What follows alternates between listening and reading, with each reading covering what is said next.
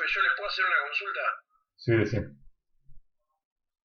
Las resoluciones de los ejercicios de la guía, ¿usted no tiene para mandárnosla? No, no lo tengo. Pero bueno, el sentido común siempre es, por ejemplo, ¿cuál hiciste que te genere alguna duda? No, hay algún ejercicio que no llego al resultado, ¿Y cómo sabes que no llegas al resultado si no lo tenés al resultado? ¿no? ¿No? Porque hay alguno que te da la respuesta. Ah, vos querés la resolución completa. Claro, o sea, No el habría la resultado, sino el procedimiento completo. claro, abrirla ahí para ver por soluciones, para que en caso que no podamos tener, llegar a la respuesta correcta, que podamos ver cómo era el procedimiento y así entender cómo se hacía el ejercicio. Vale, sí, esas son cosas que lo pueden ver en la práctica. Este, ¿Cuándo tienen la práctica ustedes?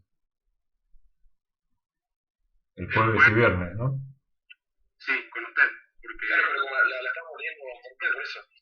Sí, es que a partir de hoy ya estuve hablando con el reemplazo.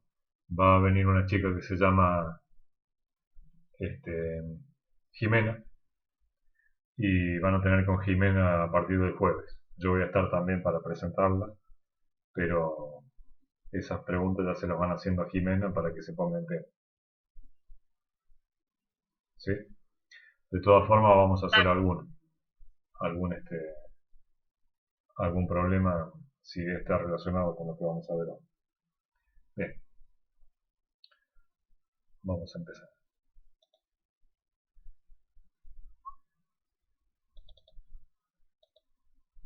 Porque estamos terminando ya. Hemos ido rápido terminando. Ya estamos en la unidad 9, dinámica del cuerpo rígido, algunas cosas ya las vimos, ¿no?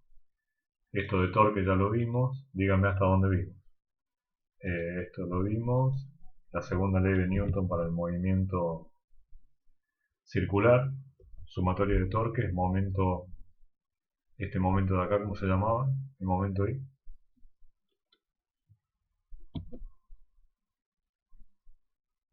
Empezamos bien.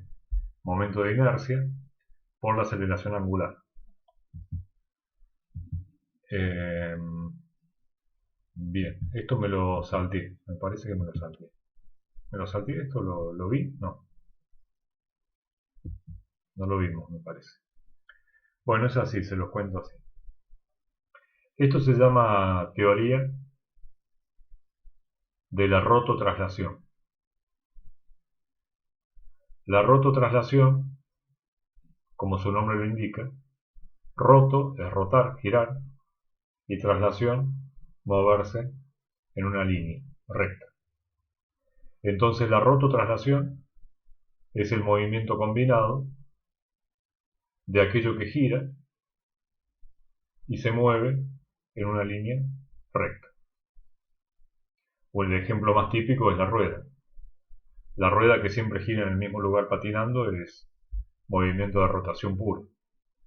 Pero la rueda que va rodando, por ejemplo en un coche que está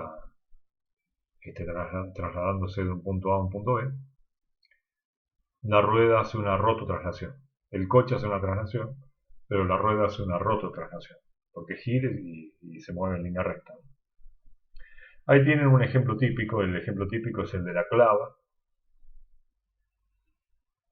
El de la clava que es arrojada desde un punto A hasta un punto B. Este cuerpo que está acá se llama clava, o un bastón, ¿no? La clava en realidad es un poco distinta. Este es un bastón que se tira desde un punto y sigue hay muchos movimientos, ¿no? Diferentes de diversas partes, de diversos puntos de las partículas que conforman este bastón, cuando es arrojado desde la izquierda hasta la derecha. Pero hay un punto que hace el movimiento más simple posible, que es el de una parábola. Por ejemplo, el de este que está acá, cuando vos lo vas girando, si esto va rotando en el medio, ¿no? Tranquilamente puede hacer un movimiento como este, ¿no? Y así, y así. O sea, es un movimiento muy complejo. Y lo mismo pasa, para que este haga ese movimiento, este tuvo que hacer un movimiento parecido.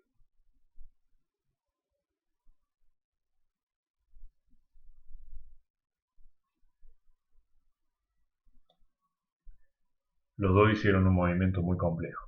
Me estoy refiriendo a los extremos del bastón. Mientras que el centro hizo un movimiento muy simple. Que es el mismo movimiento que hubiera hecho una piedra sujeto a una aceleración vertical como la de la gravedad, que es una parábola. Ese punto no es un punto cualquiera, sino que es el centro de masas. Y se comprueba siempre que una rotación, porque esto giraba, y traslación, porque esto se ha trasladado, es equivalente, es igual a una rotación pura. Por rotación pura entendemos una rotación alrededor de un centro que está quieto, más una traslación pura, donde la traslación es un movimiento en línea recta, donde no hay nada de rotación. Fíjense que este palito está siempre horizontal. A esto se le llama rototraslación. La rototraslación, cualquier movimiento compuesto de rototraslación, puede descomponerse en un movimiento de rotación alrededor de un eje que pasa por el centro de masas, más un movimiento de traslación del centro de masas. Por supuesto, este movimiento tiene una energía asociada, energía cinética de movimiento, que va a ser un medio de la masa total del cuerpo por la velocidad del centro de masas,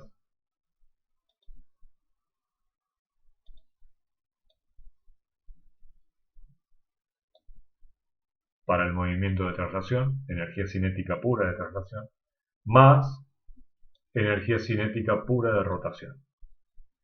Un medio del momento de inercia respecto del centro de masas por la velocidad de rotación angular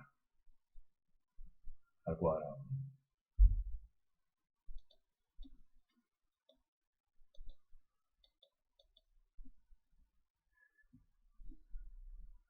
Otro ejemplo típico de esto es el rodamiento sin deslizamiento. La rueda que va rodando, pero que va rodando sin patinar. A muchos les va a sorprender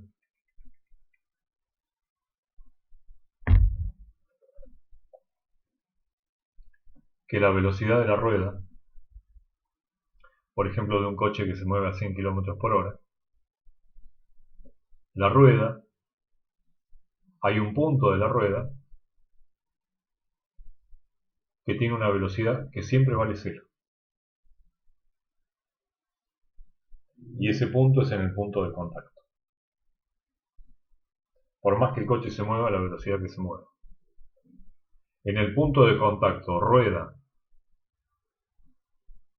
calle, rueda asfalto, rueda camino, rueda lo que sea que haya debajo. En ese punto de contacto la velocidad siempre es cero, porque si no el coche estaría patinando en vez de rodando. Y ese resultado se obtiene como se lo voy a explicar ahora.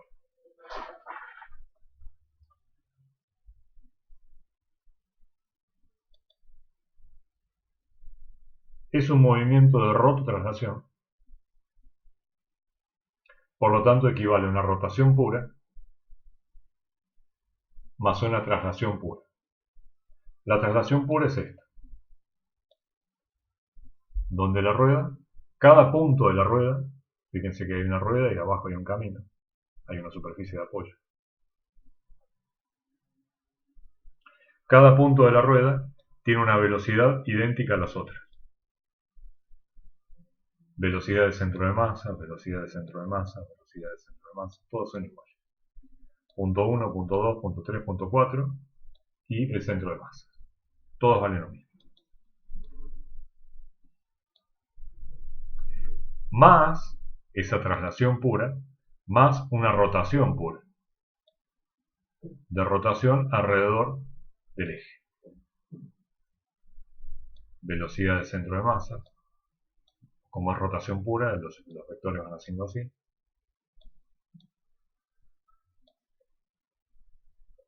Si vos componés esto con esto, componés, me refiero a sumar, este vector con este vector Profe, no se ve a dónde está señalando. forman el doble. ¿Nadie ve la flecha que estoy haciendo?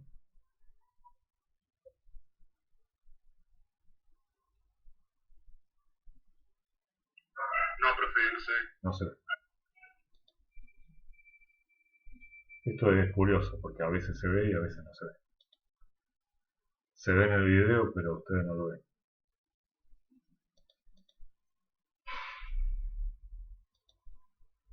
Ahora, No, tampoco. Ah, se vio el lapicito, a ver. ahora. ¿Esto no lo ven? Se ve el lapicito, pero que no se mueve. Ah, sí, porque yo estoy pintando. ¿Y el cuadrado negro también lo veo o lo veo yo no? No, no se Al preocupe. lado del lápiz. Lo voy a hacer en la pizarra. Esto que les quería decir recién era así.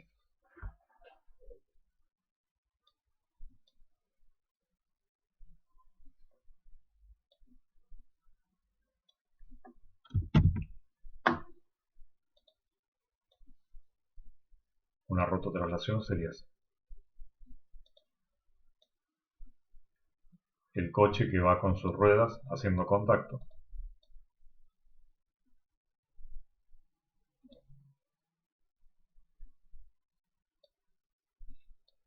Entonces esto más esto tiene que equivaler a la verdadera rototraslación. Esto más esto tiene que ser igual a esto. Esto es traslación pura. Esto es rotación pura. Y este es el movimiento real que hace la rueda rodando sobre un camino. Rototraslación. Se escribe todo junto. Punto suspensivo. Esta traslación pura no tiene nada de rotación.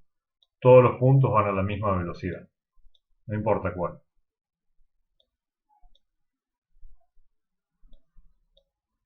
Y esa velocidad es la velocidad a la que se desplaza el centro de masa. Digamos, si esta rueda va en un coche que va a 100 km por hora, entonces todos estos vectores tendrían 100 km por hora.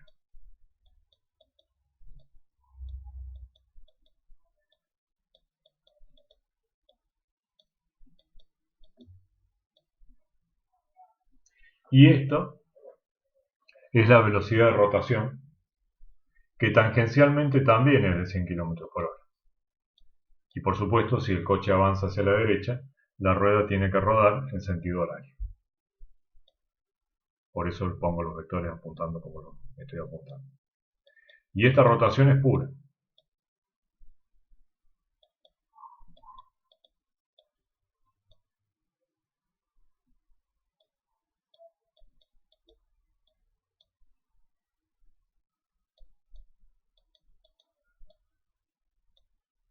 Y por supuesto en este punto central la velocidad es cero, porque es una rotación pura. Si vos sumás este vector con este vector, tiene sentido sumar los vectores que están en el mismo punto. Entonces te queda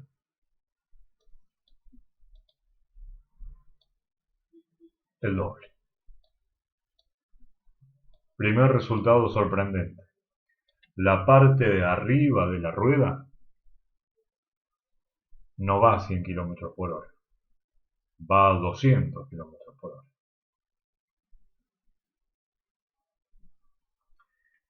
esta parte de la rueda viene un vector para abajo y otro vector para la derecha. Conclusión, tiene un vector velocidad así. La parte central de la rueda es este vector sumado con nada. Si acá había 200, acá había 100. O sea, esto es 2 dcm y esto es dcm. ¿Y cuánto vale la velocidad en este punto, que es el punto de contacto? Vale más dcm menos dcm. 0.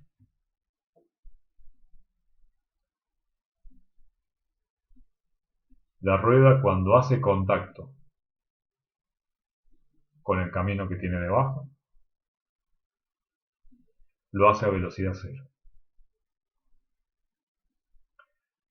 Piensen que si no, habría un deslizamiento entre rueda y camino que haría que la rueda patinase. La parte de arriba va a 2 dcm, la parte del medio va a dcm y la parte de abajo va a 0. Bueno, me quedó este de acá, que es un poco para acá y otro poco para allá, es un vector así. Esos son todos los vectores de velocidad que tiene una rueda que se rototraslada. O sea, una rueda que va rodando.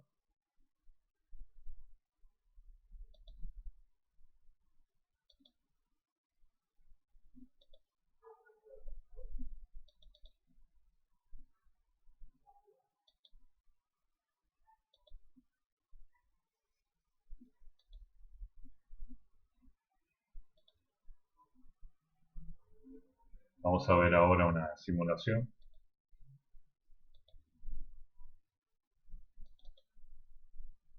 Aquí está. Estoy compartiendo una página web con ustedes, ¿verdad?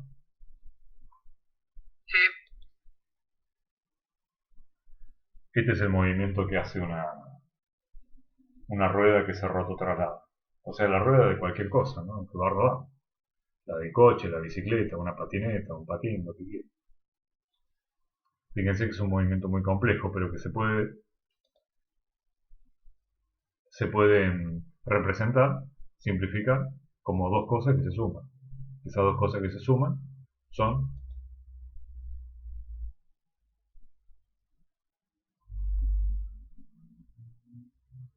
ese es el vector de velocidad de traslación pura. Este es el vector de rotación pura.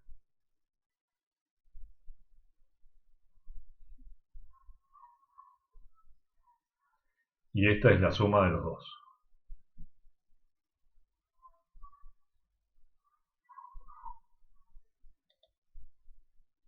0. Doble. 0. Doble.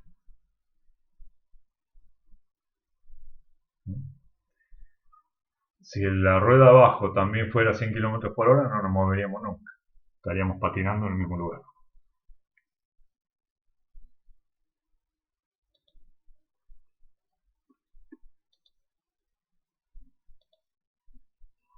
Es por eso que cuando acelerás muy de golpe del punto de reposo el auto patina. Sí, exacto.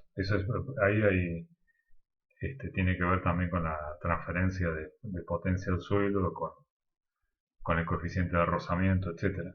Pero en ese caso no habría rototraslación, sino que habría rotación pura. Exacto.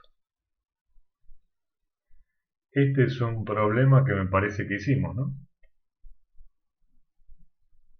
Cómo la velocidad queda en función de los parámetros de giro, etcétera. ¿Puede ser que lo hayamos hecho? Yo recuerdo no. ¿No? A ver qué viene después.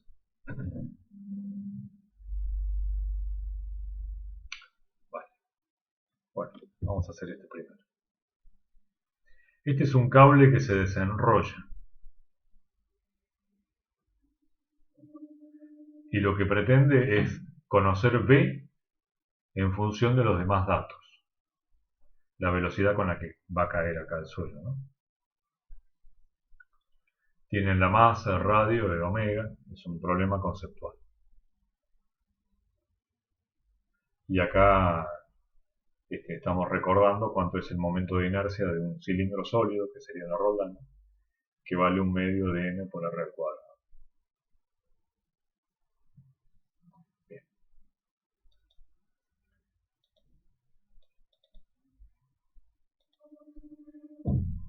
Entonces, para un problema como ese, que el bloque justo antes de caer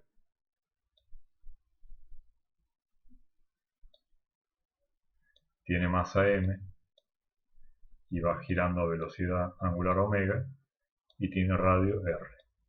Esto tiene masa m pequeña. Y lo que se quiere saber es con qué velocidad va a caer contra el suelo. Por supuesto, la velocidad es inmediatamente antes del choque, ¿no? Lo posterior es cero. ¿Qué velocidad v va a tener? Bueno, esto se puede resolver por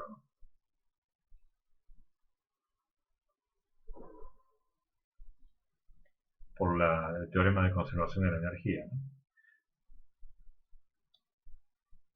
La sumatoria de todos los trabajos de las fuerzas no conservativas, las otras que llamamos, es igual a la variación de la energía mecánica.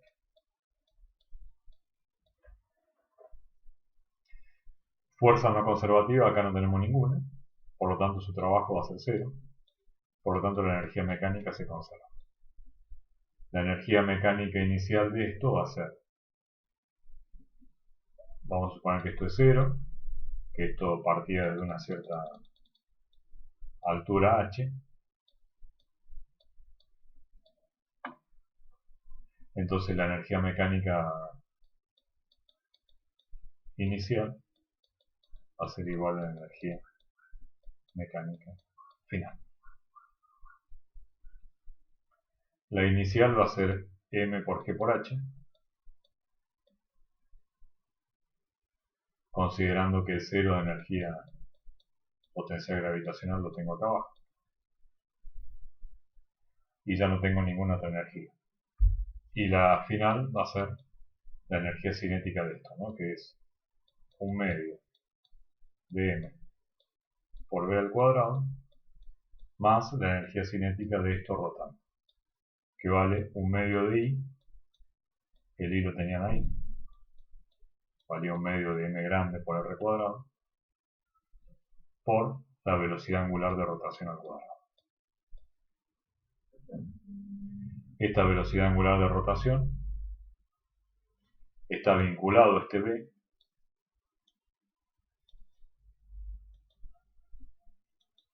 no son independientes, porque este v con el que cae el bloque es el mismo v de la cuerda, y la cuerda está unida a la polea firmemente, ¿no? Entonces, el v y el omega están vinculados a través de v igual a omega por rho.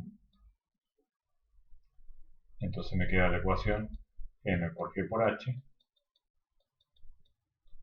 1/2 de m por v cuadrado, más 1/2 de i, que es 1/2 de m por r al cuadrado, por omega al cuadrado. En vez de omega al cuadrado pongo v cuadrado sobre r al cuadrado, y de ahí despejo b.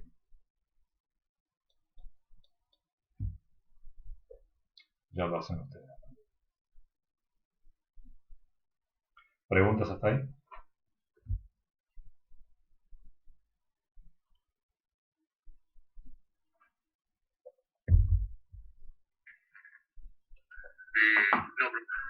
se entendió.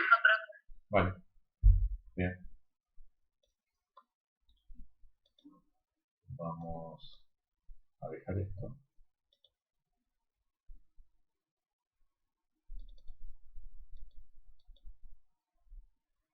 Este es otro típico ejemplo de la diferencia que hay entre el deslizamiento y la rototraslación.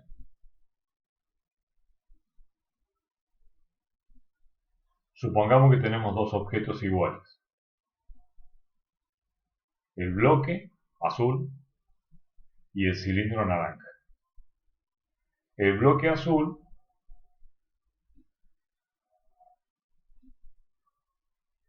baja por la pendiente en un plano inclinado sin fricción. Mientras que el disco naranja baja por el plano inclinado con fricción. Porque no se puede uno roto trasladar, no podés rotar rodando si no hay fricción. Sin embargo, esa fricción no desarrolla trabajo. No hay pérdida de energía mecánica. ¿Por qué? Porque si bien es cierto que hay fricción para que puedas rodar, esa fricción solamente actúa en un punto y no hay desplazamiento.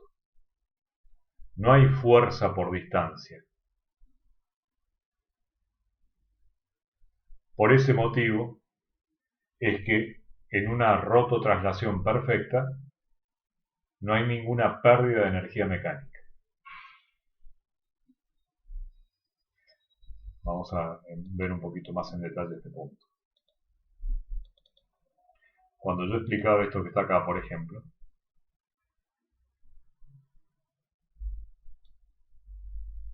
cuando esta rueda que va rodando hacia la derecha apoya, habría pérdida de energía mecánica, habría trabajo hecho por la fuerza de fricción, si esto fuera como un todo sin rodar, o sea, como si la rueda estuviera clavada. Entonces ahí sí vos tenés una fuerza de fricción que va para allá, fuerza de rozamiento, y tenés todo este desplazamiento de. Pero acá no tenés todo este desplazamiento de, porque esta rueda va rodando. Entonces, hay un pequeño diferencial de desplazamiento, pero que tiende a cero. Me dirán, sí, pero el desplazamiento es igual, porque la rueda estaba primero en 1 y después está en 2. Y la respuesta es, sí, es verdad que primero está en 1 y después está en 2. Pero ojo, que el punto que estabas en 1 analizando no es el mismo que el que tenés en 2, porque en 2 este punto ya no es este punto que está acá. En 2 este punto está por acá. Entonces siempre es un nuevo punto el que está en contacto. Y esa es la clave de por qué no hay trabajo hecho por la fuerza de fricción. Distinto sería si la rueda estuviera clavada y vos vas como si fueran clavar los frenos, ¿no? Vas hacia la derecha. Entonces ahí sí hay fuerza por desplazamiento. Pero si no, no.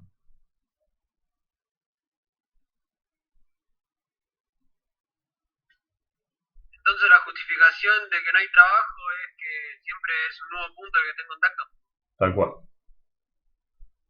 Exacto. Si fuera el mismo, entonces ahí sí.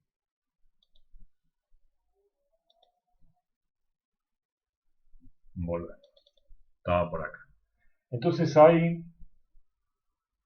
otra vez estoy compartiendo la clase. La pregunta que hace es, eso lo quería enfatizar porque si uno piensa que el disco naranja que tienen abajo está perdiendo energía por fricción, entonces uno puede estar tentado a pensar que llega más tarde. Porque como va friccionando, pero no, no es el caso. Ninguno de estos dos sistemas pierde energía mecánica. Los dos la conservan. Y pregunta, ¿cuál de los dos llega primero a la base? Vamos a ver la respuesta primero y después vamos a ver el porqué.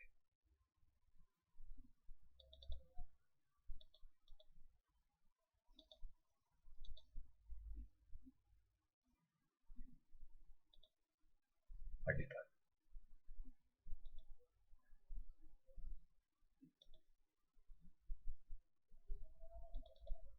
Ahí está. Ahí lo ven, ¿verdad? Tienen el cubo, imaginen que es un cubo de hielo, y 4 objetos.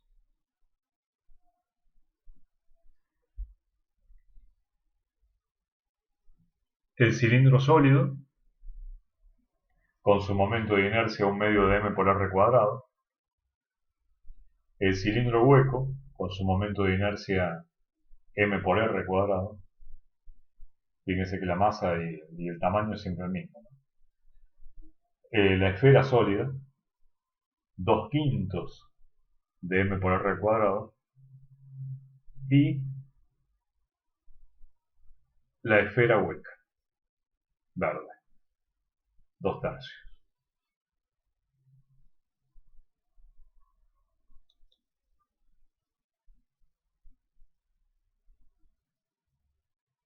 Primero el cubo, vamos a verlo de nuevo.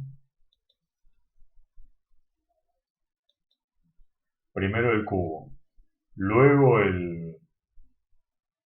la esfera sólida, segundo la esfera, primero el cubo, segundo la esfera sólida roja, tercero el cilindro sólido naranja, cuarto la esfera hueca verde, quinto el cilindro hueco.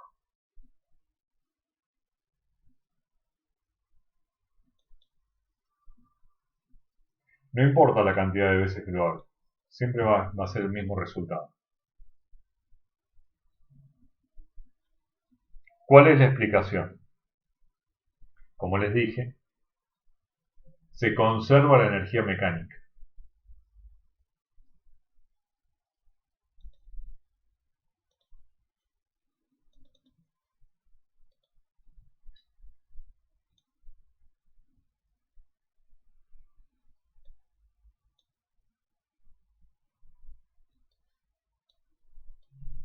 Eso no tiene que ver porque uno está, aparte de bajando, girando y bajando y el otro solamente baja.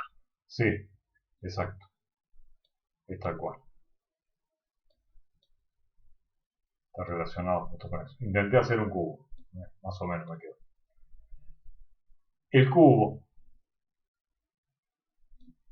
Inicialmente todos parten de la misma situación. H. Acá estaba, por ejemplo, el cuerpo X. Cualquiera de los 4 que vimos. El cubo cuando baja convierte la energía potencial en energía cinética. Velocidad aquí abajo. ¿Cómo lo hace eso? Bueno, es de nuevo trabajo de las fuerzas no conservativas igual a la variación de energía mecánica. La energía mecánica, como esto es 0, la energía mecánica 1 y la energía mecánica 2 son iguales. 1 es esto, 2 es esto. Si el 0 de energía potencial gravitacional está acá, en la base, entonces la inicial va a ser m por g por h y la final va a ser 1 medio de m por b cuadrado. M se va con m y me queda que la velocidad para el cubo es raíz cuadrada de 2 por g por h. Mientras que para los cuerpos que rototrasladan, la ecuación tiene un término adicional.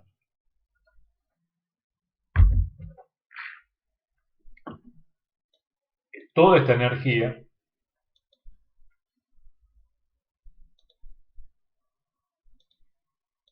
potencial se usa en una sola cosa, en hacer avanzar el cuerpo.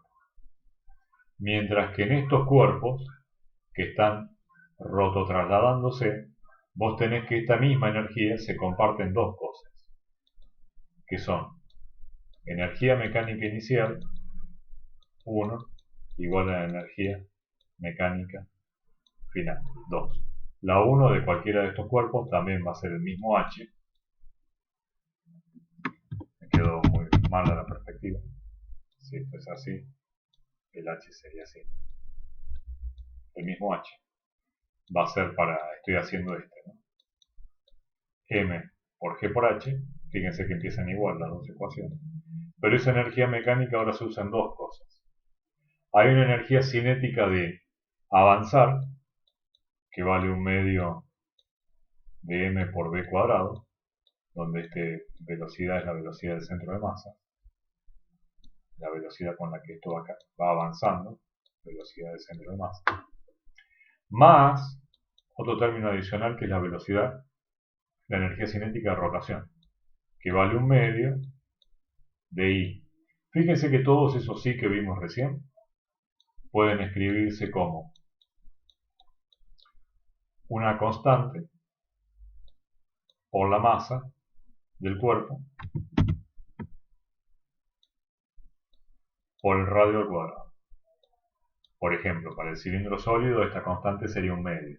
Yo para no tener que hacer 4 veces la misma ecuación. Para el cilindro, para la esfera sería 2/5, la constante C y así siguiendo, ¿no? Pero siempre es por m por r cuadrado. Entonces de un plumazo estoy analizando todos los cuerpos que había acá, todos los que había. Entonces va a ser 1/2 de I, donde I, ¿qué es? O sea, acá tengo que poner 1/2 de I por la velocidad angular al cuadrado. Porque la energía cinética es rotación. Pero ese I vale C por m por r cuadrado. Y acá tendría que poner la velocidad angular al cuadrado.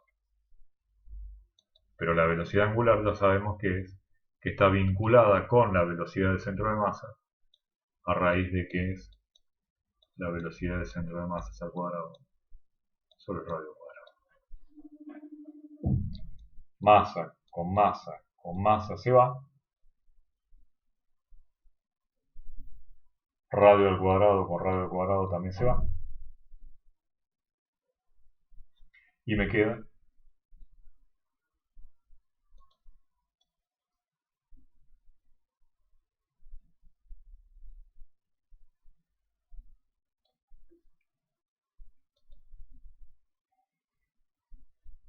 vamos a multiplicar todo por 2 para hacerlo más fácil. 2, 1/2 se va, 1/2 se va. Me va a quedar 2 por G por H, 2 por G por H, y va a ser 1 más C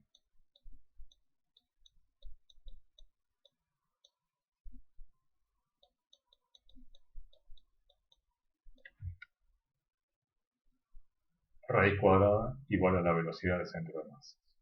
Este 1 viene de acá. Sacar factor común. Como esta constante C siempre es positiva, porque por ejemplo, para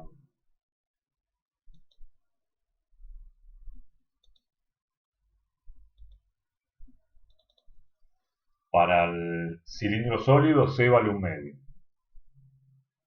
Para el cilindro hueco vale 1. Para la esfera sólida 2/5. Para la esfera hueca 2/3. ¿Cuál es el que tiene el valor mayor de C? El cilindro hueco. Vale 1.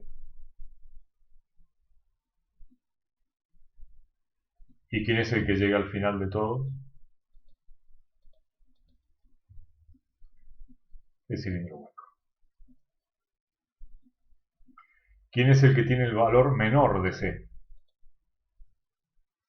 Hay que comparar 1/2 con 1, con 2 con 2/5 y con 2/3. Entonces si yo esto lo ordenara en valores crecientes de C, yo diría que el más pequeño de todos es 2/5, la esfera sólida. Luego sigue el cilindro sólido, luego la esfera hueca y luego el cilindro sólido, el cilindro hueco. 2/5, 1/2, 2/3 y 1. Rojo, naranja, verde y azul. Rojo, naranja, verde y azul.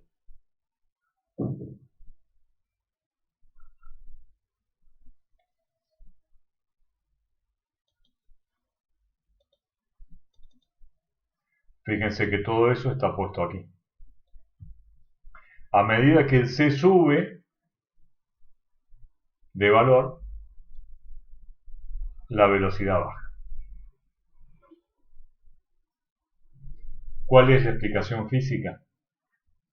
Bueno, la explicación física es que los cuerpos que tienen mucho momento de inercia, como por ejemplo el cilindro hueco o la esfera hueca, una gran fracción de esa energía potencial inicial se la tienen que ceder a la energía de rotación, que no es que se pierda en la rotación, porque se sigue conservando la energía, pero no es una energía útil para avanzar. De esa energía se encarga la energía cinética de traslación. Por eso es que llega primero el cuerpo que tiene el menor momento de inercia. Porque de esa energía potencial inicial es el que menos precisa, el que menos fracción precisa para rotar de esa energía. Y puede usar una mayor parte en energía de trasladarse.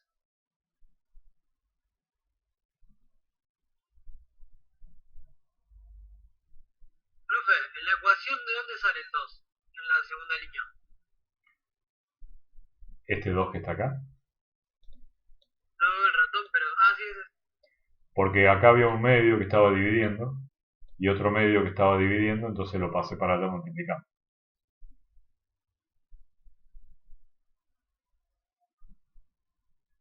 Por eso.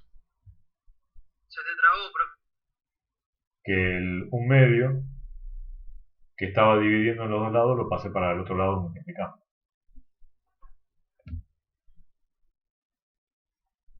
Ok, gracias. Sí.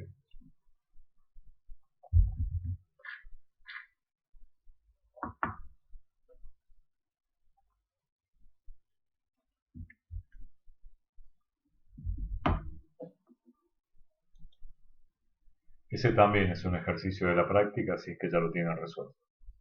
Acuérdense de decirle a Jimena cuando la vean el jueves.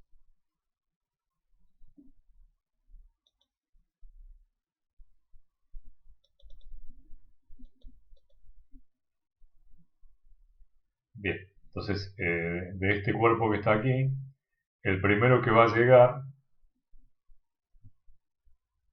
va a ser la esfera sólida, va a ser el primero, ¿no? Alguna de estas dos esferas, la que sea sólida, es la que llega primero. ¿Por qué? Porque es el que tiene menos momento de inercia. Fíjense que la masa no interviene para nada, porque la masa se simplifica. No sé si lo notaron, pero la masa se iba. No depende de qué tan pesado sea el cuerpo. La masa se va, se simplifica. Depende pura y exclusivamente de la distribución de masa. No de la masa en sí, sino de la distribución de masa. Por eso se explica en este apartado. Una rueda con el diámetro más pequeño tiene menos momento de inercia. Tiene mucho menos momento de inercia. La inercia a rotar está relacionada con el diámetro de la rueda.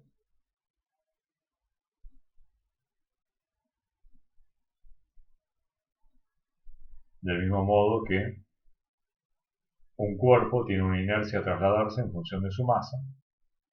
Si tiene mucha masa, por más fuerza que vos le apliques, la aceleración que vas a conseguir va a ser modesta. Con los objetos que ruedan pasa lo mismo. Si tiene mucha inercia, por más torque que vos le metas, la aceleración angular va a ser baja.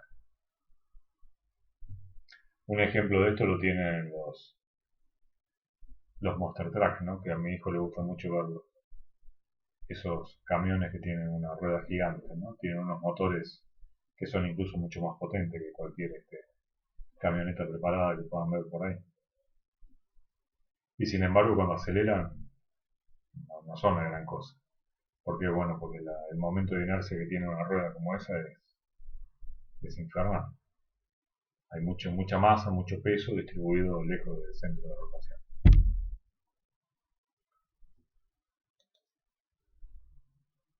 Bueno, vamos a hacer un pequeño descanso. Son 20:10 hasta las 20:30 y luego seguimos. Dale, profe.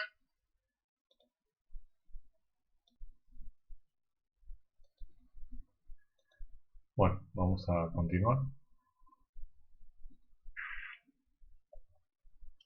Estamos por aquí. Ahí estoy compartiendo de nuevo la clase con ustedes. Vamos a ver un concepto nuevo. Bueno, no tan nuevo no es, sino que es algo que ya conocemos de la dinámica lineal y que está aplicado ahora a la dinámica rotacional, que es lo que venimos haciendo, que es el trabajo y la potencia en el movimiento de rotación. Supongamos que ejercemos una fuerza sobre un objeto que está girando, o nosotros lo ponemos en movimiento, como sea. Es una fuerza tangencial, que es la que está mostrada en el gráfico de la izquierda, que representa la situación de la derecha. Y al aplicar esa fuerza, por supuesto hay un desplazamiento que está marcado por el arco en azul. Ese arco en azul está relacionado con el radio y con el ángulo a través de trigonometría básica. Radio por diferencial de θ es el diferencial de arco de S. Y fuerza por distancia sabemos que eso es trabajo. Por lo tanto, ese diferencial de trabajo, y hablo de diferencial porque la fuerza es una fuerza concreta, pero el desplazamiento ha sido infinitesimal, es de S.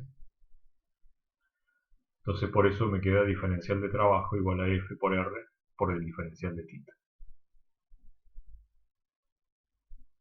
Si la fuerza siempre es constante y vale lo mismo, sabemos que fuerza por radio, fuerza por brazo de palanca, es torque. Ahí hay que agregar que hay un seno o un ángulo, pero ese ángulo es 90 grados. En este caso, por eso es que no interviene. Seno de 90 es 1. Recuerden que el torque es brazo de palanca por fuerza, producto vectorial. En este caso, F tangencial por radio. Por eso aparece el tau, ese tau sub z, porque es un torque que apunta en el eje z, que es vertical. Por el diferencial de θ, que si este torque se mantiene constante y vale siempre lo mismo, entonces directamente ponemos ángulo final menos ángulo inicial y ya está. Si el torque varía punto a punto, entonces bueno, ahí sí tendré que hacer una integral.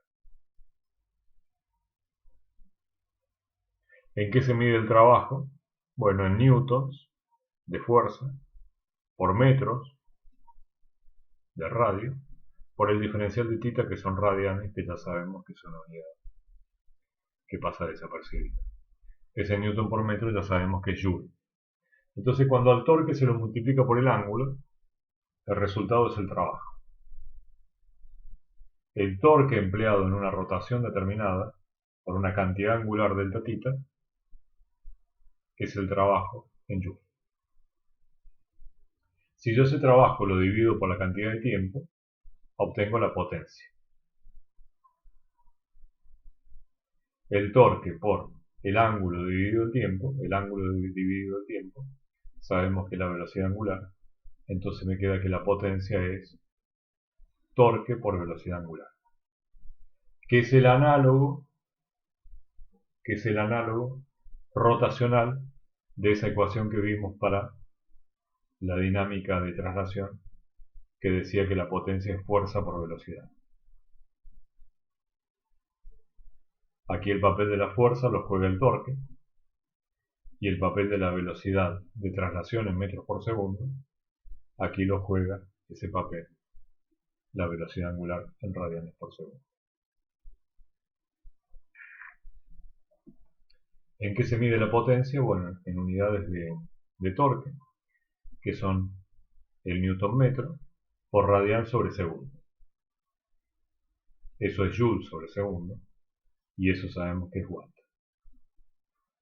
La potencia, con independencia de si es traslación o rotación, siempre se mide lo mismo que watt. Esa es la unidad. Potencia es igual a torque por velocidad angular. Momento torsor, tau, por velocidad angular.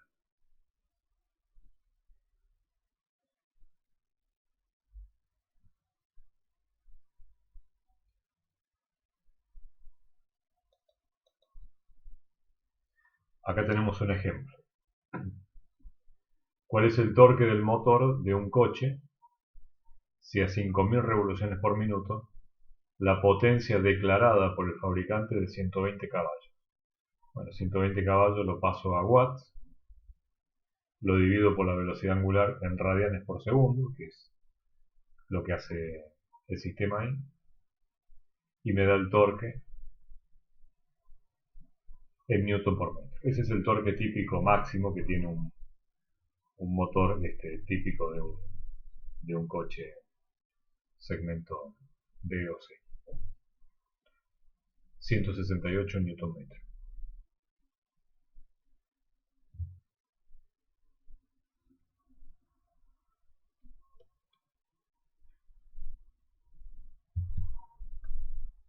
Hay otro concepto que es muy importante en la dinámica de rotación, que es el momento angular L de una partícula. Es muy importante en física porque hay un teorema muy importante de conservación de esta cantidad. Ya saben a esta altura que los teoremas de conservación son especialmente apreciados porque permiten vincular dos sucesos que ocurren en momentos diferentes, con independencia de lo que ocurrió en el medio, que puede llegar a ser muy complejo y desconocido, como pasa con el teorema de conservación de la energía. Energía antes, energía después, son iguales, más allá de lo que haya pasado en el medio. Este momento angular que vamos a ver ahora se representa con la letra mayúscula L y es el análogo rotacional del momento lineal que vimos P. P era un vector que representaba la inercia en movimiento, m por v, y L va a ser también un vector que representará la inercia rotando. La inercia, en vez de en movimiento de traslación, será la inercia en movimiento de rotación. Esa L vector se define como el producto vectorial entre R y P. Supongamos que tenemos un eje Z, vayamos al gráfico de abajo. Un eje Z que está saliendo de la pantalla. Y en el plano de la pantalla tenemos los ejes X e Y. Tenemos una partícula M que está a una distancia R de ese centro de rotación, eje O.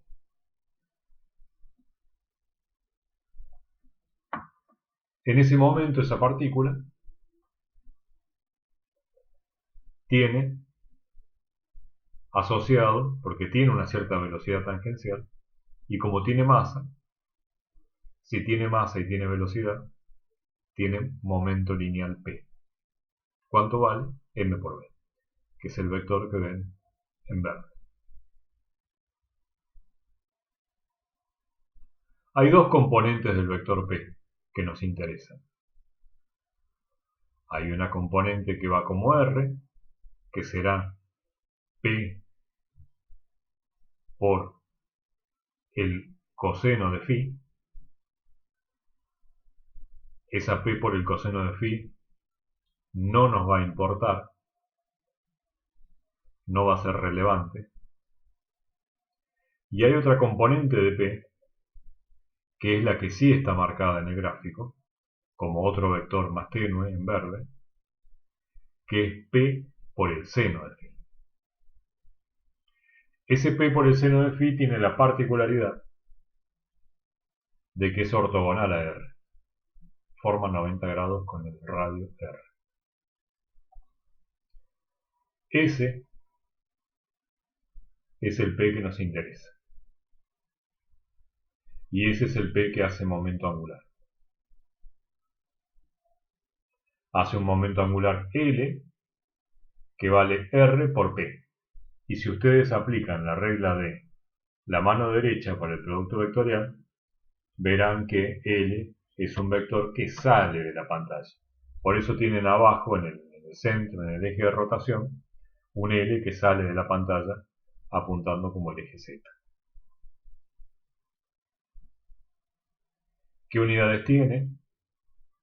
Bueno, las unidades de posición por R, masa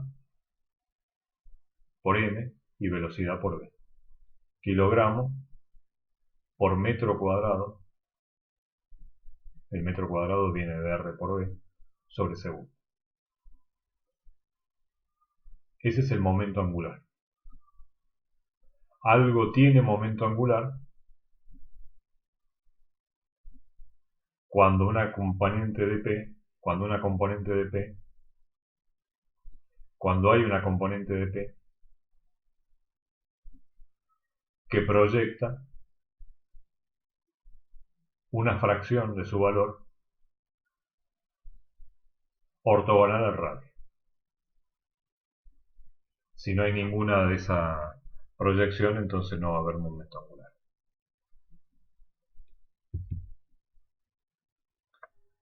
Lo que vimos para un solo punto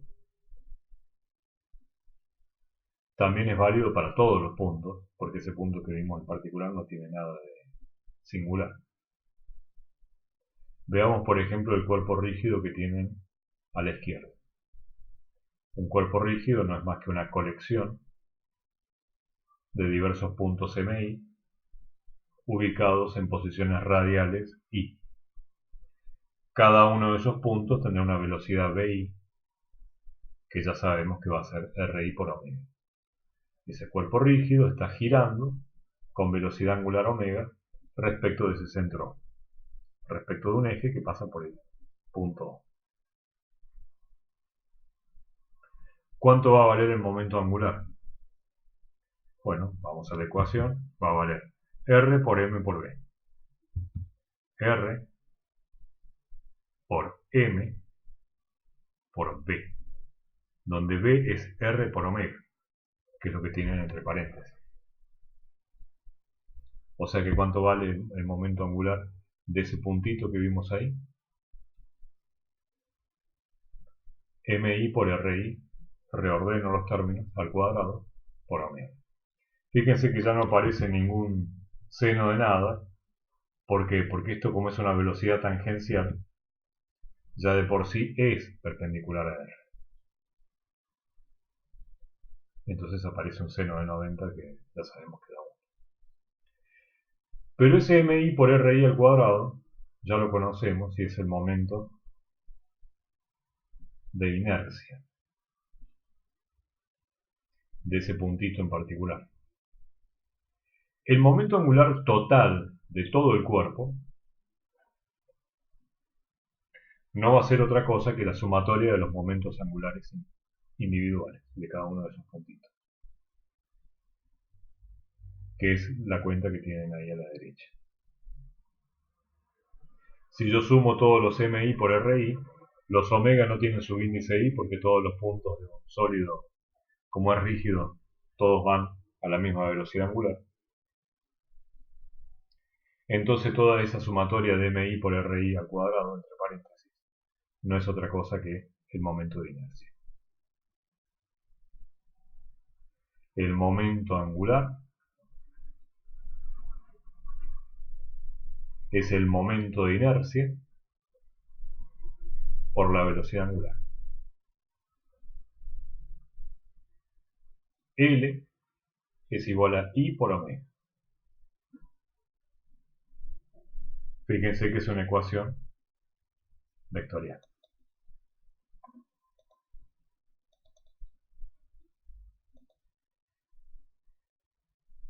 L es un vector.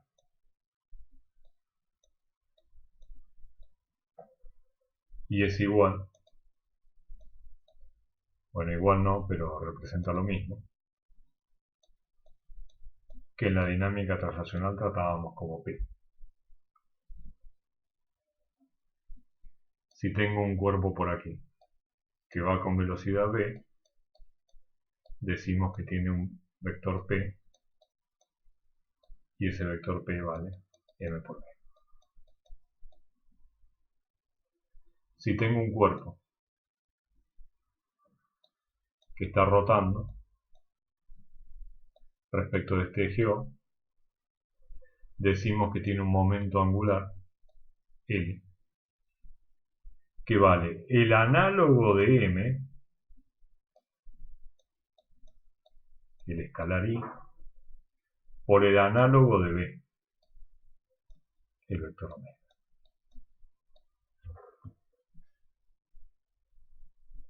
Tiene un momento angular I por omega. ¿Preguntas hasta ahí?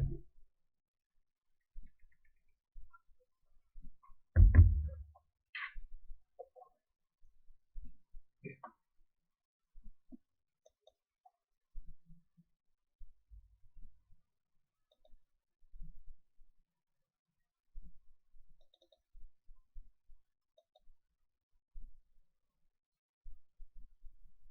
Repito, la unidad de L es el kilogramo por, sería kilogramo por metro cuadrado sobre segundo. Lo habíamos visto por acá. Kilogramo por metro cuadrado sobre segundo. ¿Qué diferencia hay entre esto y esto? Esto es para un solo punto. No es para un sólido rígido. Lo que se define para un solo punto, luego se hace extensivo a una colección de puntos. Entonces, para una colección de puntos, que en definitiva eso es un sólido, el momento angular directamente es I por omega. Pero esto viene de acá, es una extensión de esto. Y aquí vamos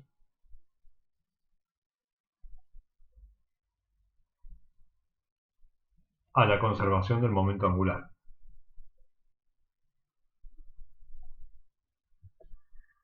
L es R por P. Vamos a hacerlo así.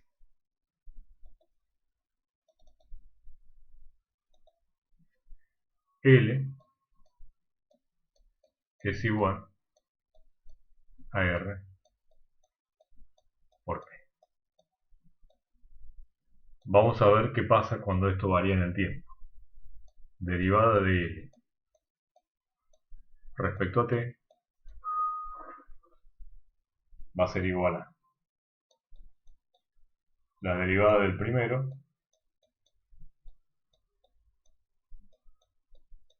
por el segundo sin derivar, más el primero sin derivar por el segundo derivado.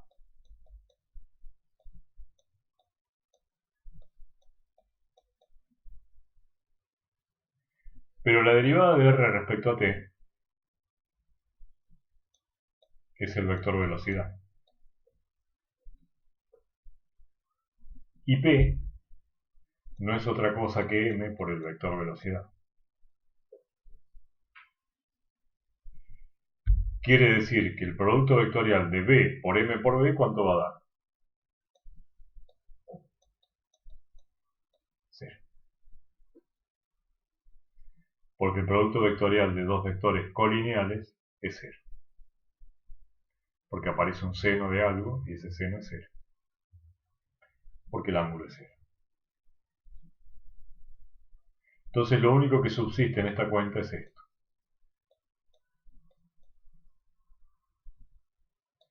¿Y cuánto vale r por dp a dt? Bueno, pues va a ser r por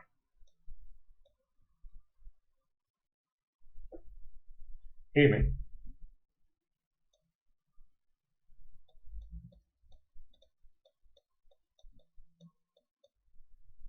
por d, porque eso es p.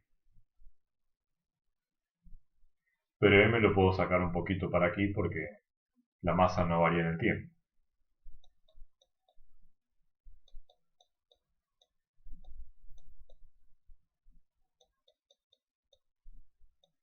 Y me queda la derivada de b respecto a t. Pero esto a cuánto es igual.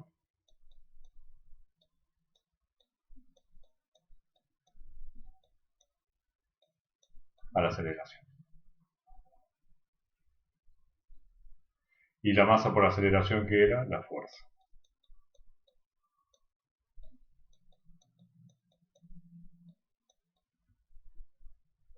Y el radio por la fuerza, que era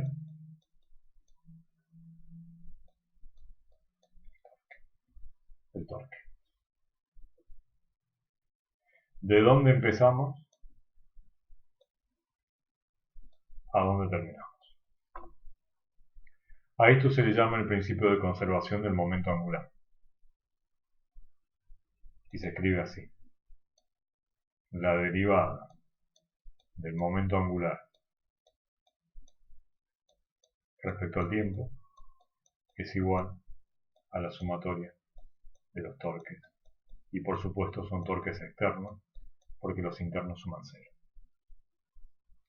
Y es el análogo rotacional de derivada de P respecto a T igual a la sumatoria de las fuerzas externas.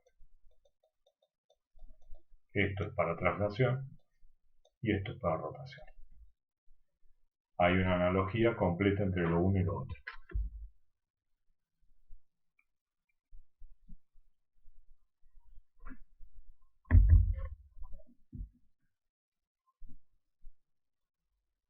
¿Preguntas?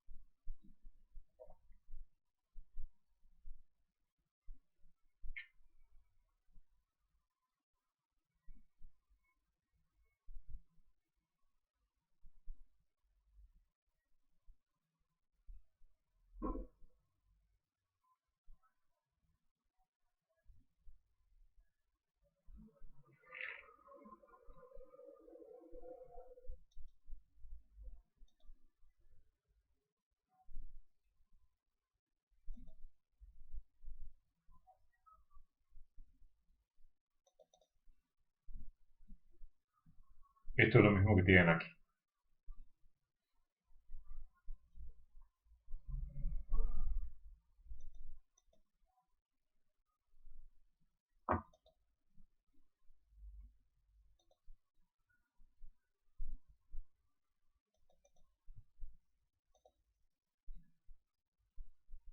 Comparto mi pantalla con ustedes, ¿verdad?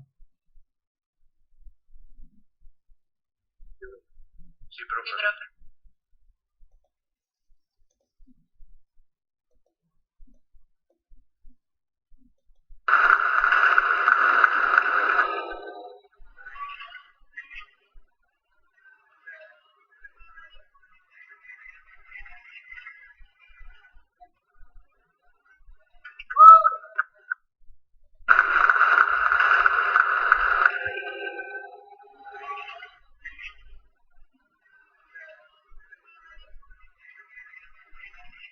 ¿De dónde sale esta energía cinética? ¿Por qué aumenta tanto de velocidad? Miren esto. Lleva patines. Esto es acero, ¿no? Acero inoxidable. Es pesado. Miren la distancia que hay entre el patín de la pierna que tiene abierta aquí. El brazo no es casual que esté alejado de su torso. Y miren el punto de apoyo.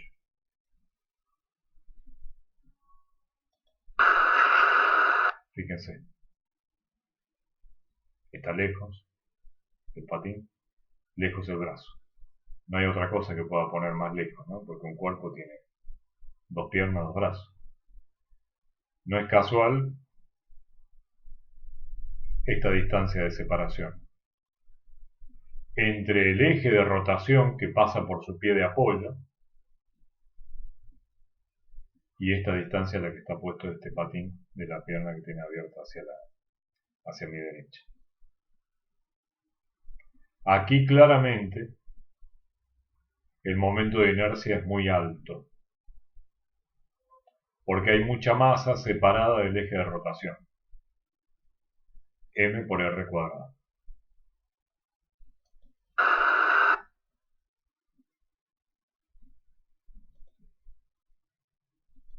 Es tan rápido el movimiento que hace que lo voy a poner a velocidad de rotación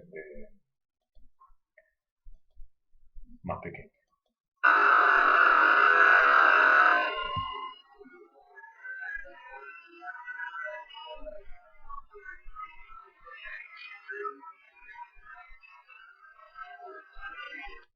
Fíjense que ahora ha puesto toda la masa de sus extremidades, que es lo único que puede mover a voluntad, hablo de la pierna y del brazo, alrededor de su eje de rotación y tan cerca como es posible de su eje de rotación. De tal modo que ahora claramente el momento de inercia se ha reducido drásticamente comparado con el momento de inercia anterior. Y ahora es cuando empieza a girar cada vez más rápido. Y ahora para frenar vuelve a aumentar el momento de inercia. La explicación de esto que ella acaba de hacer es la que vieron recién. La física de esto es un simple ejemplo entretenido de lo que acabo de decir. Está en todas partes, la ecuación es. Cuando andas en bicicleta también está. Derivada del momento angular respecto al tiempo es igual a la sumatoria de los torques externos.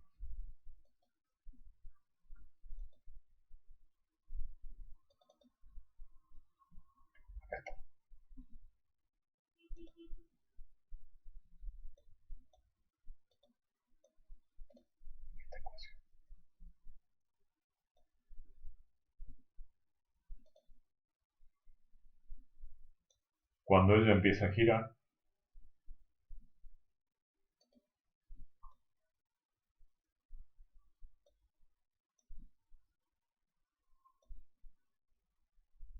está el suelo,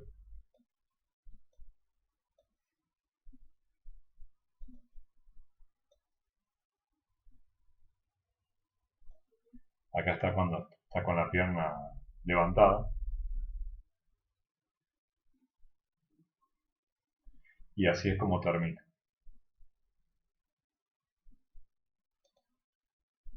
Este es el antes y este es el después.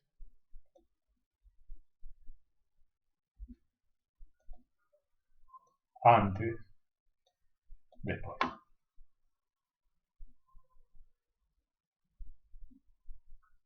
En primer lugar, veamos, para aplicar esta ecuación,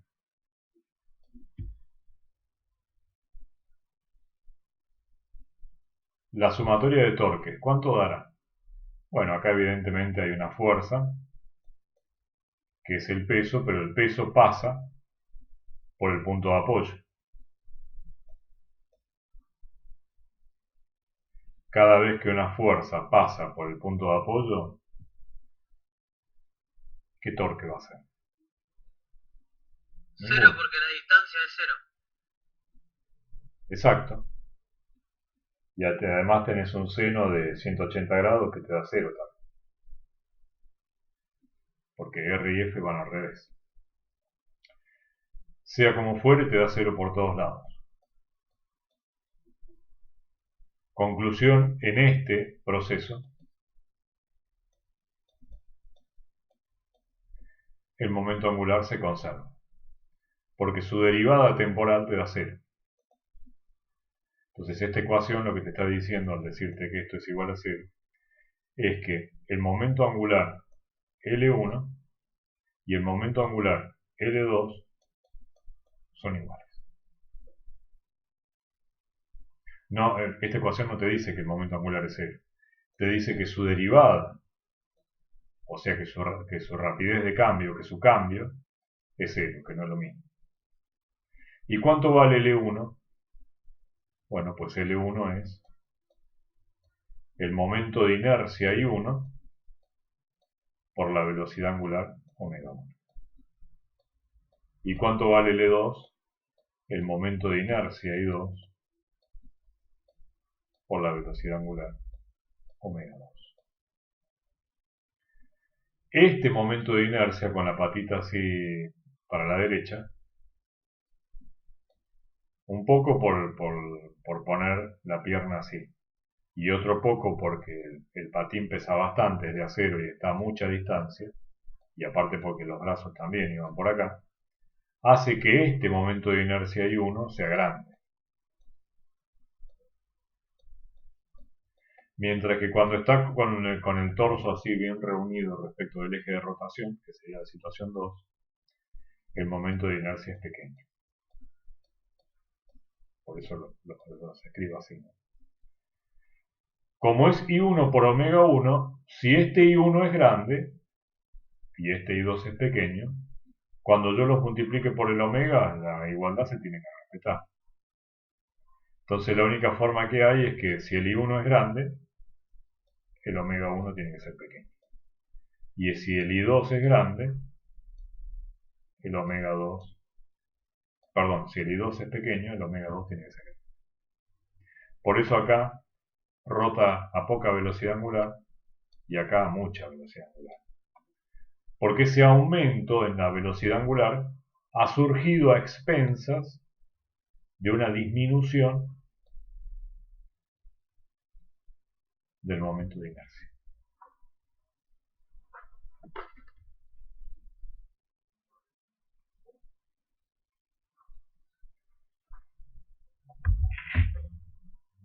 Hay una experiencia que está muy buena, el que de ustedes lo pueda hacer. Yo en el laboratorio está, ¿no? Pero bueno, no lo podemos hacer. Pero el que tenga una silla giratoria, háganlo porque está realmente es muy instructivo acerca de cómo funciona el universo en el que vivimos, ¿no? Que no solamente explica la rutina de movimiento de una gimnasta como la que vimos recién, sino que explica muchísimas cosas más, ¿no? del universo en el que estamos, ¿no? Desde rotación planetaria hasta muchas otras cosas, ¿no? Pues ya les digo, el movimiento de andar en bicicleta tiene que ver con esto también. Está profundamente ligado a esto. A lo que iba es que se me fue el hilo de lo que estaba diciendo. Ah, sí, lo de la silla giratoria. En la silla giratoria, primero procúrense un lugar que tenga cierto radio en el que no vayan a romper nada, ¿no? Y entonces yo lo hice hasta el año pasado, para una clase lo había hecho, después la silla giratoria la regalé y ya ahora ya no la tengo. Pero la experiencia es así. Es así. Le describo cómo sería. Se ponen la silla giratoria, en general tiene un apoyo así, rueditas evidentemente. Entonces aquí está la silla giratoria. Entonces ustedes que están por acá, tomen dos botellas de gaseosa llenas, o dos botellas de vino, lo que tengan, dos botellas de cerveza. Si tienen dos mancuernas de gimnasio, mejor, ¿no? Y entonces con los brazos así extendidos y sin tocar en el suelo los pies, le piden a un amigo, a ustedes mismos, impulsándose con el pie, se dan un pequeño empujoncito, levantan los pies y con las manos así extendidas van a ver que empiezan a girar lentamente, ¿no? Acá estoy representando los brazos con dos botellas. Si a las botellas las acercan rápido al torso, a su centro de rotación, y hacen esto,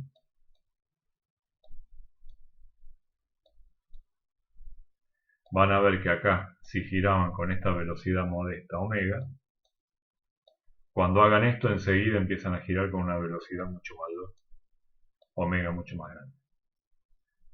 Y luego cuando vuelven a alejar las botellas del centro de rotación, la velocidad disminuye otra vez. ¿Por qué? Porque en este ejemplo también la sumatoria de torques es cero. Es aproximadamente cero porque la silla no es perfecta y hay una pequeña fricción contra los rulemanes de la silla, el cojinete de la silla y también un poquito con el aire, ¿no? Pero para las velocidades que se van a manejar es una fricción relativamente pequeña y el efecto se nota perfectamente. Y se nota tanto más mientras mejor es la silla, mientras más calidad tenga para rotar. Bien.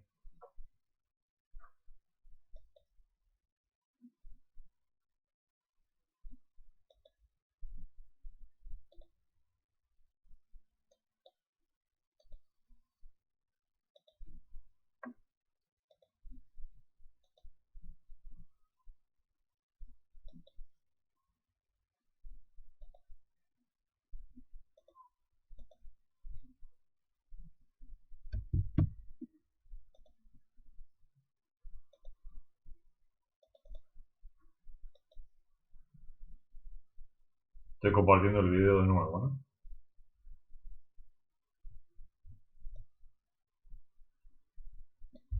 Sí, profe.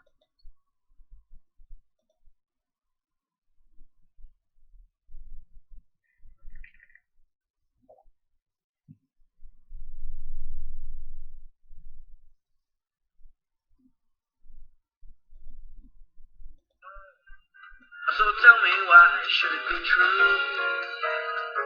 I get a kick out of you. Some get their kicks from cocaine. I'm sure that if I took even one step, that would bore me terrifically too. Then I get a kick out of you. Never really fight without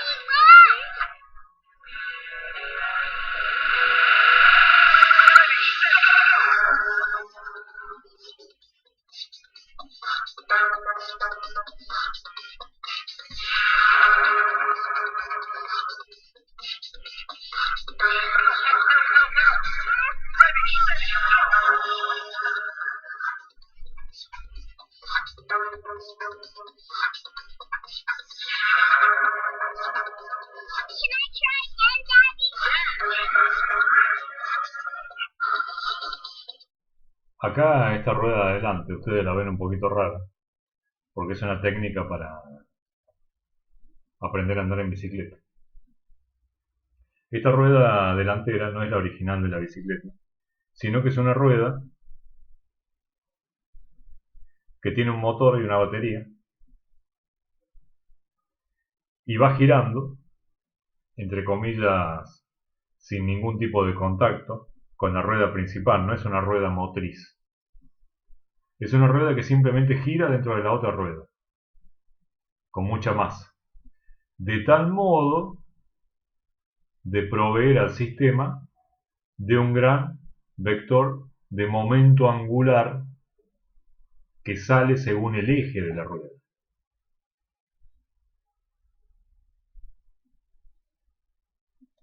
Ahora les voy a explicar para qué.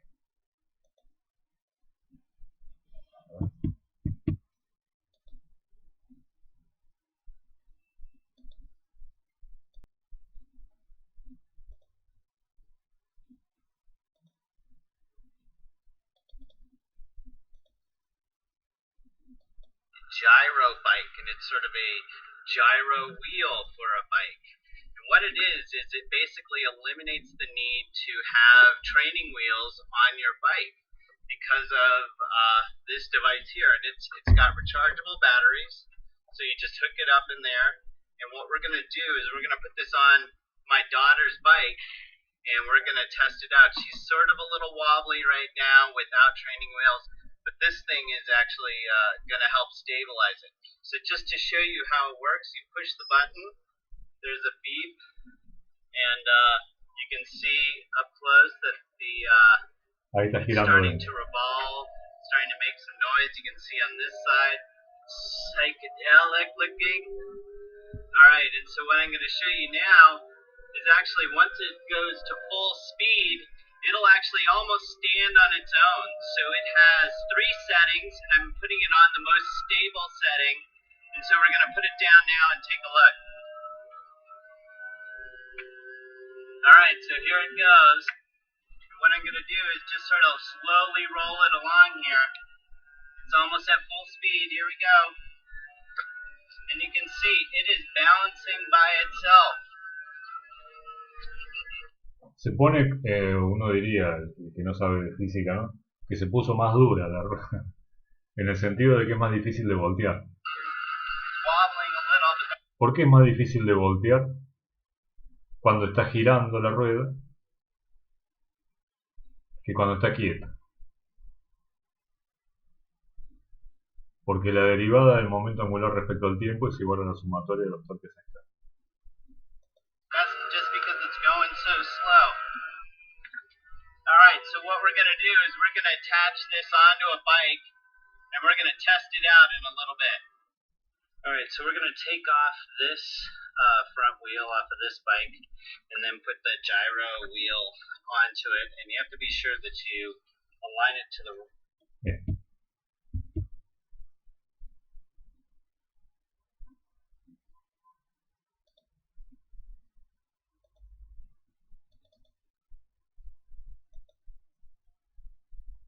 Es decir, cuando vos tenés la rueda esta de la que les estoy hablando, así apoyada en el suelo, vista de frente, cualquier mínima inclinación de esta rueda, por ejemplo cuando la rueda se pone así, hoy vamos a exagerar un movimiento de un poquito de balanceo hacia la derecha. Aquí no había torque porque la fuerza pasaba por el punto de apoyo, pero aquí sí, porque la fuerza es así y aquí tengo, respecto de este punto, este R, y entonces aparece un torque que me quiere continuar el proceso y acelerarlo, el torque haciendo que la rueda se caiga del todo hacia la derecha. ¿Me están entendiendo lo que les digo? No.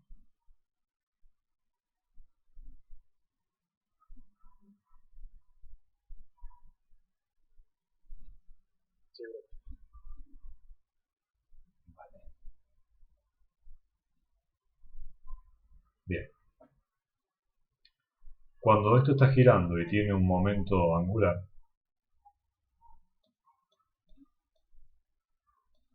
L, que será tanto mayor este vector del momento angular, mientras más rápido giro, más inercia tenga a rotar la rueda, mientras mayor momento de inercia tenga. Entonces la ecuación esta, derivada de L respecto a T, igual a la sumatoria de los torques externos, lo que te está diciendo es que para cambiar el vector L necesitas un torque externo. Y si este vector L no está, entonces hacer este movimiento no tiene ningún tipo de costo. Por eso una rueda que está quieta es imposible que se mantenga en el mismo lugar. Enseguida se voltea para un lado o para el otro. Mientras que la rueda que está girando ya tiene un vector L. Y torcer este vector L no es gratis. Si inicialmente estaba así, y vos a la rueda la querés torcer para caerte a propósito, y ponerlo así, esto sería el L1, este me salió un poco grande, y esto sería el L2,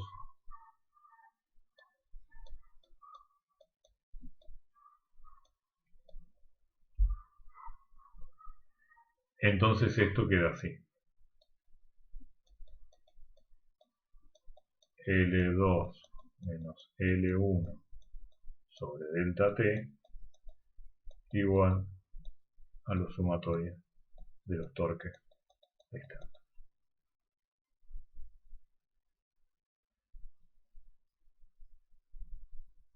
L2 menos L1. L1 va para allá, menos L1 tiene que ir para allá, entonces va a ser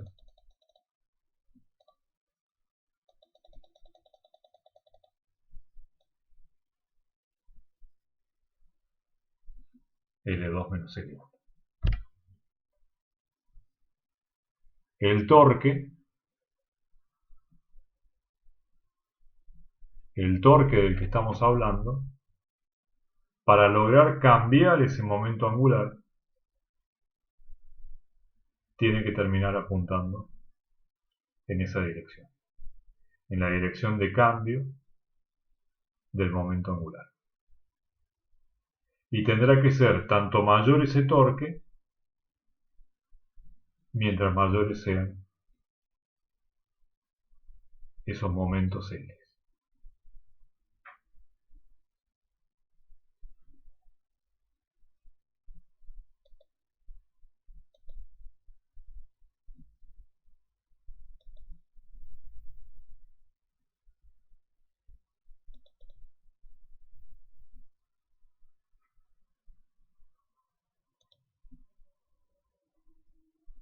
Vamos a terminar con otro ejemplo.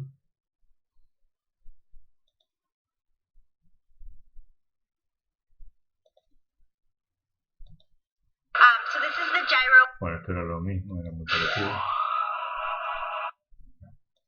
Esto. A ver, ya no lo están viendo.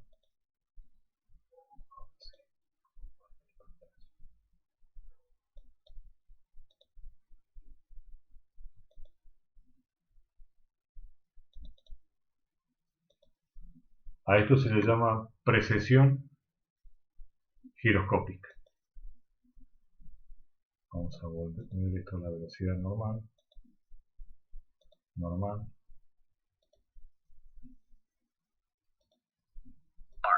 So torque, momentum, and force. Those are two examples of some pretty common vectors. So if I have a cart moving along here, it has some momentum in that direction, and if I apply a force to it, I can change its momentum. So for example, if I push it to the right, then its momentum will increase to the right. It all makes Ahora a lo lot que of está sense. haciendo es una analogía entre la dinámica lineal y la dinámica rotacional. Si vos aplicás una fuerza, la fuerza que logra, que cambie el momento lineal, ¿no? Entonces lo que te está diciendo la ecuación esta que vimos recién es que si aplicas un torque, lo que logras es que cambie el momento angular. Well, there's a similar statement we could make about rotating bodies, which is that a torque increases the angle. Es imposible que esta rueda que está sujeta de una sola parte del eje se mantenga firme en posición vertical, porque enseguida aparece un torque que lo hace girar. Lo hace girar hasta voltearla y poner el plano de la rueda en una posición completamente horizontal. Pero sin embargo, si la rueda está girando,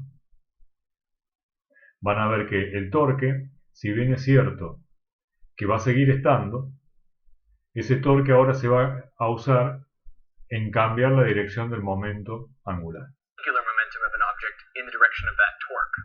So let's try to figure out those terms. If I apply a force down on this side of the wheel, I create a torque. Now torque is force times the distance from the rotating axis. You could call it R. So torque is the force applied times the radius away from the turning axis. Now what's the direction of that torque? Well, we actually use a right-hand rule to define this. And so what you do is you put your fingers in the direction of the radius from the turning axis and curl them in the direction of the force, and your thumb points in the direction of the torque. So the torque is actually out this way at 90 degrees to the force. The force is down that way, but the torque vector is actually pointing out this way. So the angular momentum of this wheel is being increased in that direction. So the more I apply this torque, the more I increase the angular momentum of the wheel in the direction of the torque. So I'm making this wheel have a very large angular momentum out towards the camera, out towards you. Now before I go any further, let's have a look at this setup that I've got. I have a wheel here hanging from only one side by this rope. And so right now there's actually a torque on the whole system if I let go, because the weight of this wheel is pulling down, and that force is applied at this distance away from its pivoting point there. So if I let go, well, it does exactly what you'd expect. The wheel swings down this way. But I want to see that as an example of rotational motion. There's a torque which is pointing out this way, which is trying to increase the angular momentum of the system in that direction. Now, angular momentum in that direction requires that the whole system starts swinging anti-clockwise. And so that is what happens. But what happens if I only let go after I've already spun up the bicycle wheel? Well, in that case, the bicycle wheel would already have angular momentum this way, and so a torque pushing that way actually swings this angular momentum round that way. Okay, so let me try to get the wheel spinning and make it work. Come on. Oh, look at that. It's rotating as we predicted.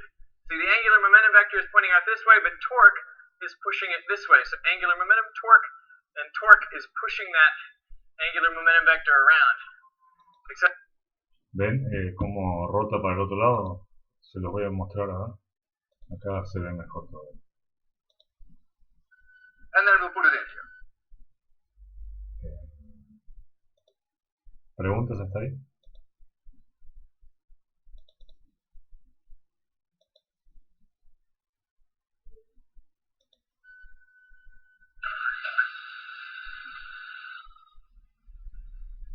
Notice the way I'm spinning it, holding it away from you now. I'm going to change it and do it differently next.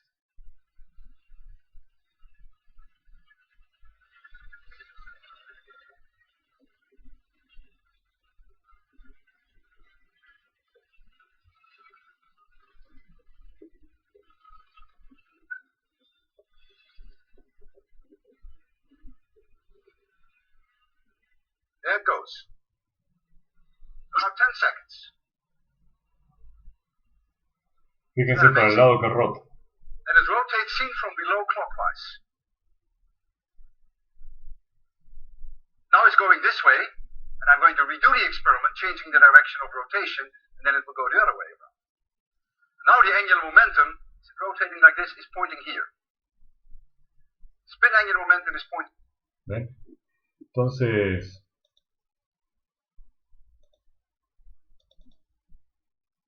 lo que está sucediendo, lo que decía el chico antes y el otro señor después, es que si lo tienen sujeto así y tienen el eje así y la rueda va por acá así, entonces tienen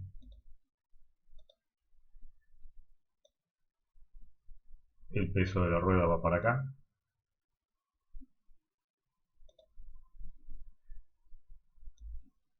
el vector radio va para acá, entonces el R por F va así, entonces el torque va según el eje, o sea, si esto es así, si esto es X y esto es Y Z sale de la pantalla, entonces el torque sale de la pantalla así. Va según el eje Z el torque. Sale de la pantalla. Mientras que la fuerza iba según el eje Y y el radio, el punto de apoyo, el brazo de palanca, iba según el eje X. De acuerdo a este gráfico que está acá. Entonces, si la rueda ya está girando y ya hay un gran vector L para allá, que sería el L inicial, L1, es una rueda que gira para allá, o sea, esta parte de la rueda van así.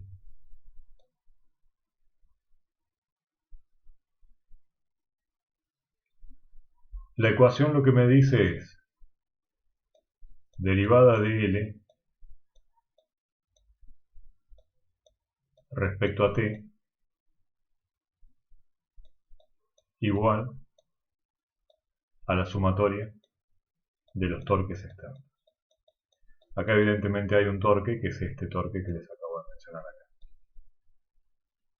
Entonces esta ecuación sería L2 menos L1 sobre delta T igual a torque. Por supuesto esto es un vector. El delta T lo puedo llevar para allá. Torque por delta T.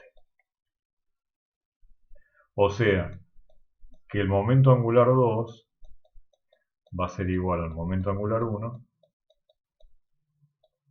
más torque por delta T.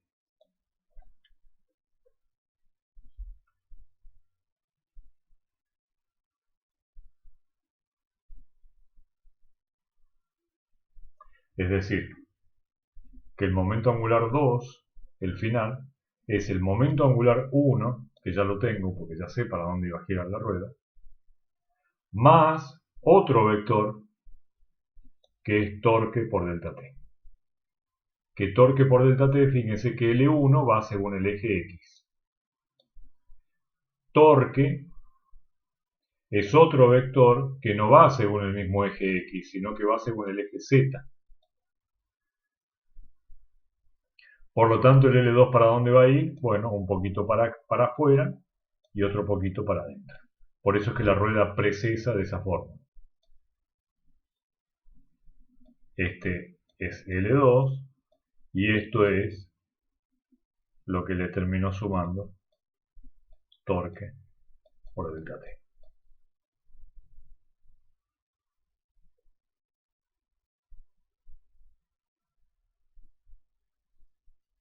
¿Sí?